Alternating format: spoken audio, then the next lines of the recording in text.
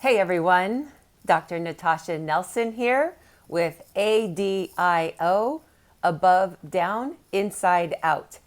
And this is where I break down any of the 5 pillars of health, which are physical, chemical, emotional, mental, and spiritual. And so every episode is dedicated to one thing and one topic to take a bit of a deeper dive, hopefully giving you some insights and understanding about one thing. Today, I want to talk about really the difference between mental health and emotional health. And the reason I'm going to start here is because they're used interchangeably, but they are not the same. And so today I want to help just give some breakdown so we can have some clarity about what it is we're even talking about, because the terms emotional health and emotional wellness are kind of thrown out, that I don't know if people really give thought to, well, how are they different? How are they the same? What do they really mean? So that's going to be today. So mental health and emotional health, they overlap, but they are not the same. And so starting with, well, what is mental health? Well, the mental component is really about the cognitive process of the brain, the mind. That's about thought, it's about thinking, the process of our mind that's logical and rational and things that are learned. The emotional health, our emotional body, is the reactions. It's a chemical reaction in the body that is based on our thoughts and our beliefs and our thinking process. And the emotional body is stored, yes, at the cellular level, and it's in our physical body. And the reason this is where you can start to see where the emotions are the responses or the reactions to the thought process. So that's the order they're going to go in. So you start with, well, what is emotional health?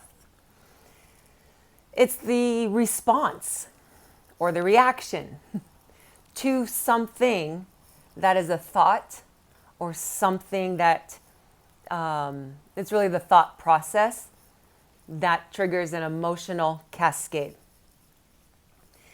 And the reason that I start here is because I want you to understand and think about when an emotional reaction happens. Is it really a mental health issue? And hopefully you're starting to go, well, I don't know, is it? It's the process of that's what we're doing, thinking about it. So think about the situation. And the situation is the emotional response or reaction appropriate for the situation. And this should already start to give you some clues about the mental component and the emotional component. Because if you see a situation and you see a person's response or emotional reaction, the mind starts to go, well, does it match up? Does the situation and the reaction match? And if it does, we have a way of, for some reason, right? We think, oh, well, then it's appropriate. So then it's okay. But what happens if we don't see the actual scenario that triggered the emotion? Or what if what we see and the reaction don't match? Then we go, oh, it must be a mental health issue, or they're emotionally unbalanced. But we don't know what the thought is that's going on that's causing the emotion to get triggered. So, there are mental, if you think about mental health, then we got to look at, well, mental disorders. And those would be like brain disorders, cognitive disorders, processing or dysregulation. And this is not my area of expertise. And very much, my role as a chiropractor when I had my office. And every time, if somebody came in with low back pain, well, I would have to do a full, complete exam to find out what the issue is.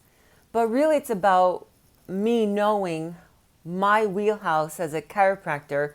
These are the treatment modalities I have to offer. So I would do an exam to know if it's something I can treat, if this low back issue is something I could treat, or if I needed to refer out. And so much of the information I gathered was so that if I was going to refer, I would know who to refer to. And so I use that same principle when it comes to my work that I do now. I may not have the tools to treat mental disorders. I don't even have the knowledge to really diagnose different mental disorders. But I have enough information and I've done enough training and reading and studying, and I always want to learn more to start to recognize what's in my wheelhouse of what I can help and who I can help, and how to refer out to other people when it's beyond my knowledge. And you should always want doctors who are willing to learn and willing to refer, and that's kind of my role of any profession. So, mental health. I believe, I look at mental health as really having the tools, having the skills, having knowledge, having something that helps the mind process the situation that is happening, whatever event or circumstances. It's the knowledge of skills on how to process, how to deal with it, how to go about whatever is happening in that moment in life. Emotional health is having the ability, the skills, the tools, the resources, not about controlling the emotions. It's about allowing the emotion to work through from the start to the finish and be complete to whatever is going on. Because if you look at a situation, you start to match it with, well, that's a normal response. But at some point, that response has to stop. It has to end. So where do things get dysregulated in there? When a situation happens and we have an emotional response or reaction to it, the chemical cascade should start to settle down at some point. Could be a minute, could be a couple days, even a year, and I'll talk about that. But at some point it needs to end and be processed through. A dysregulated emotion is when the situation is not even there anymore. Could be 10 years ago, 20 years ago, but getting triggered. Something makes your mind recall the event or the circumstance that re-triggers that emotion from showing and shows up all over again. So, when I think about health and well-being and the mental versus the emotional, think about it. Everybody is going to be different. And what does that mean when it comes to the emotional mental health space? Well, I want you to think about people who are born who are just naturally gifted athletes. We all kind of know who they are, right? Like even by like third, fourth, fifth grade, you're like, dang, they've got some talent and some skills and some things that you just go, they're just naturally really great athletes. And while they're genetically gifted athletically, there's a place though they're going to need to do some work to really bring that potential out. Some people are gifted geniuses when it comes to, math or science and physics, and that's fantastic. Everybody has the ability to learn how to work out, even if you're not a gifted athlete. Everybody has the ability to learn some concepts around math and science, even if you're not going to go in the field of engineering.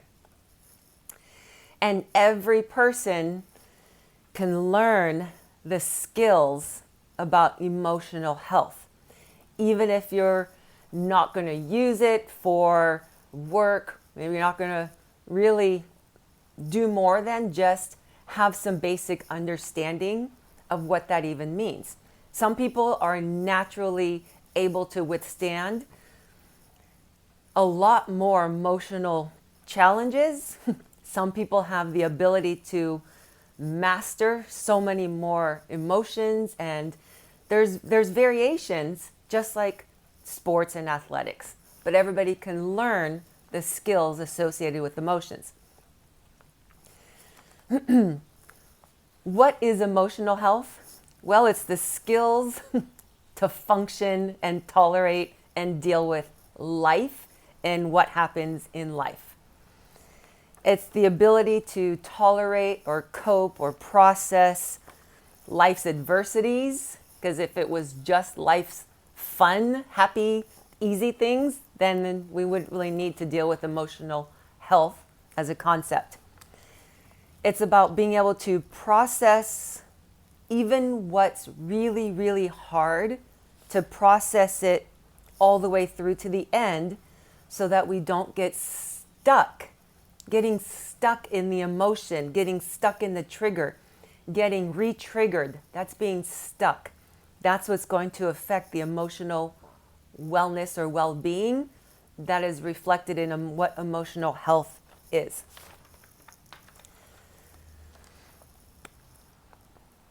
So let's look at, we look at like the immune system that we have in our physical body. We don't live in a world where there are no viruses and no bacteria. Ideally, it's really about having having your immune system being strong enough to tolerate, withstand, and fight bacteria, viruses that get into the system.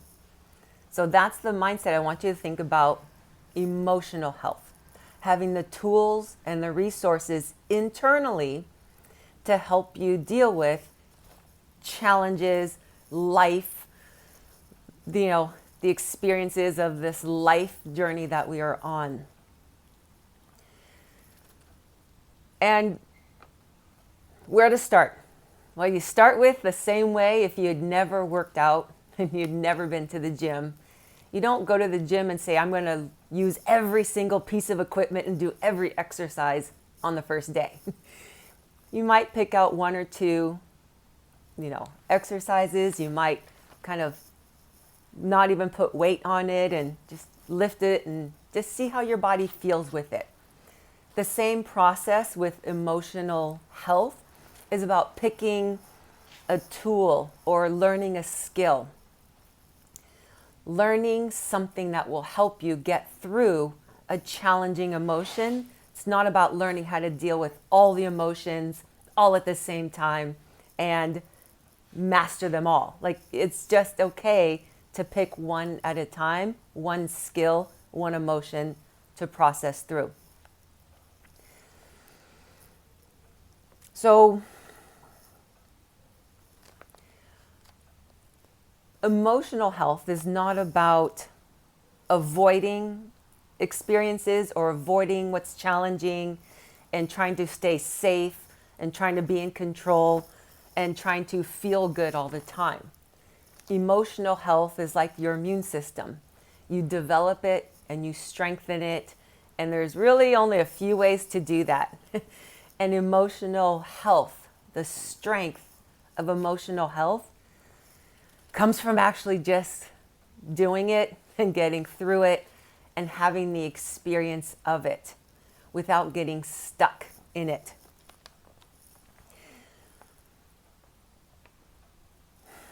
There are no specific one set of skills that will help, every person and go through every of life's challenges and opportunities to learn, right? We hear that and it's like, okay, we know it, we don't like it.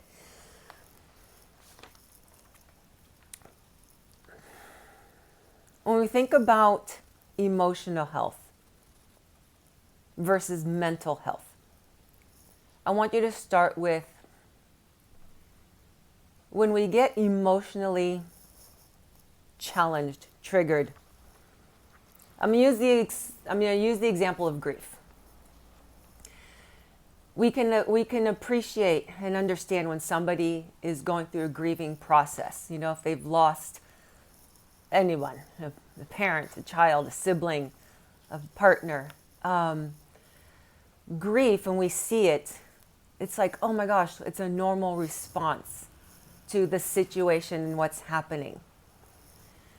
And I remember going through the process with my mom while she was sick, and when she was through the process, it was an almost 9-month process of when she was passing away. And the experience of grief was intense, and it was really hard. And it was being present with my mom for the entire 9 months. And it hurt like hell. It was probably one of the hardest things I've ever had to go through. And I didn't like it, and I didn't want to do it, but I had to. And I chose to be there with her every single day for the entire 9 months and face the feeling and the fear that grief the situation was triggering for me. And what that did was I had to learn how to process it, how to go through it, how to feel it to the very end. And after she passed, there was still grieving process happening. Over time, it still took about another year, and even now it's been almost 6. That I don't feel the same trigger. I don't feel triggered when I see pictures of my mom because I don't have the emotional charge, is the word, associated. I can talk about my mom, I can feel things, I can see things, and there are moments where I'll get a wave of emotion, but I don't feel triggered by the grief because I went through the process of feeling it and actually feeling the pain every single day while she was sick, while she was transitioning, when she passed. And what that did is that it gave me the knowledge that while I didn't like it, and I don't ever want to have to do that again or go through that, I know how to. I know that I can. And what that gave me was the confidence and the feeling of knowing life is going to be challenging. Life is not going to feel good a lot of times. But I know how to feel uncomfortable to the very end. And that's what emotional health is. It's like an immune system. You may not like it, but you'll know how to deal with it.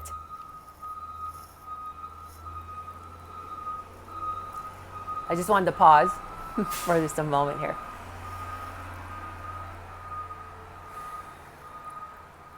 So grief, just like any of the really uncomfortable emotions, the skill is learned by going through it and by feeling it without avoiding it, without disconnecting yourself or numbing yourself when hard emotions show up. So the combination of the mental health is looking at the situation that's causing the emotions to show up and now having the thought process of how to deal with it. That's one aspect. And then it's the skills to deal with the emotional component. That's the second process. And I'll be going through and breaking down all the different emotions over different episodes. But today I really wanted to start with understanding the difference between mental health and emotional health. And then the third component, once you separate those two, is recognizing what spiritual health would be. Because I think so much now, people use the word mental health when it's really a spiritual issue and a spiritual health and more of a spiritual crisis. The term a dark night of the soul is a crisis, and it's a catharsis, and it's something that permanently alters and changes who we are. And it's a time that is very much misinterpreted, because a dark night of the soul are events of life. It's life. Life happens. Doesn't mean it's a mental issue. Doesn't mean it's a mental health issue. It means it's a spiritual issue. A dark night of the soul is a deep period of reflection and transformation that takes years at times to really dissect and go through whatever it is that is happening in life at the time. Often it can show up as something catastrophic. It can be that could be the initiation into the dark night of the soul. Often it shows up when life just is no longer working the way it is. No longer working doesn't mean it's wrong or bad. It means it's a time to really process, of having deep introspection and possibly making some really big life changes. It's a time of, just like the caterpillar, it has to go through, people look at the cocoon, but inside the cocoon, it's like, it's a liquid mess of the caterpillar dissolving. And as humans, we go through that. It is not that there is something wrong, and it's not a mental health issue. It's a spiritual journey of becoming who we're becoming, of reflecting, of the process of breaking down where we've been to become the butterfly or what we're becoming. It's the same metaphor as, the phoenix rising. Well, it's a dark night of the soul experience. It's not mental health. It's not always a mental health problem or mental health issue. The spiritual crisis and the spiritual aspect of life is so much deeper than that. And that's what I wanted to just start to highlight today, which is there's mental health, there's emotional health, there's spiritual health, and they overlap. But they are not interchangeable because they are different. So I wanted to start to give you some food for thought, to start for your own peace of mind, to be able to look at which category is it that the issue that you are dealing with, which is it? Starting there will start to unravel in your mind, which may start giving you ideas of how to take action or what action to take, or to just pause a little bit longer until information comes up. So I hope that this was helpful. So much of, my role in the work that I do now is really, I teach the skills that are missing, that we need, the skills I wish I had learned early on, but didn't learn until later. Who cares? So my role, though, is I want to teach and share, because those are the skills and things that made a difference for me and hopefully can help you. So I want to hear from you. I want to hear your thoughts on this concept of, this big umbrella of mental health, which incorporates emotional health and spiritual health, and starting to break those down. I want to hear what you're going through, what your challenges are, and how I can support you. So leave me a comment, or you can email me a question or comments, of course, at drnelson@lifedoctor.guru. And one of the things that I really want to make sure to share, because I didn't realize how important it was until I started doing, this podcast. I'm 8 episodes in, is going back to 10 years ago when I was going through the University of Santa Monica and get my degree in spiritual psychology. Every class we had always ended with our teachers and our colleagues together saying that you are loved and you matter. And I'm not sure really hit me those first few times, but months into it, and by 6, 8 months, 12 months, by the end of 2 years, hearing that every single day, every class time we had, I look back now and realize, wow, that was such an important part for me to hear it over and over and be repeated. So I'm going to repeat it for you so that you know this.